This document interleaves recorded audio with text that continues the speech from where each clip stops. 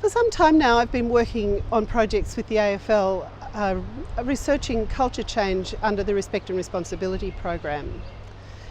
Gender-based violence is one of the leading causes of death and disability amongst women in Australia, and research shows us that there's a strong link between violence against women and gender inequalities.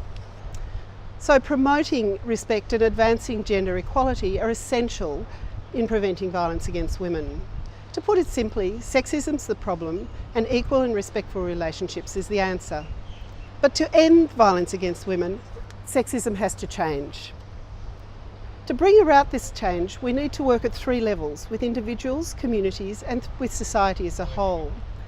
The AFL have already demonstrated a commitment to this kind of work through the Respect and Responsibility policy and program. And today I'd like to focus on reaching young people and changing attitudes by strengthening the links between education and sport. Schools are increasingly being asked to add equal and respectful relationships education to the social health curriculum. And it's really clear that the AFL influences young people through the media, although the messages that they get are often negative or sensational. But the AFL also has a quieter and more positive way of reaching into the lives of young people through a national community education program for young people in community clubs, through an innovative culture change program in clubs in AFL Victoria, and through the AFL Teacher Ambassador program.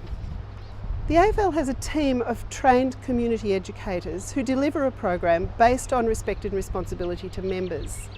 These are players and ex-players who team up with a female co-presenter to deliver short educations based on respect and responsibility. Whilst short education programs don't evaluate well, this program shows a lot of promise in that participants remember and understand messages about respect and consent in relationships a year after participation. They also see themselves as having a responsibility for being positive role models for younger children in their clubs. The important thing about this program is that it's delivered by AFL representatives who are already role models, and the educators are committed to the program, which they find both satisfying and challenging. So my big fat idea relates to how sport can influence positive cultural change well beyond the playing field.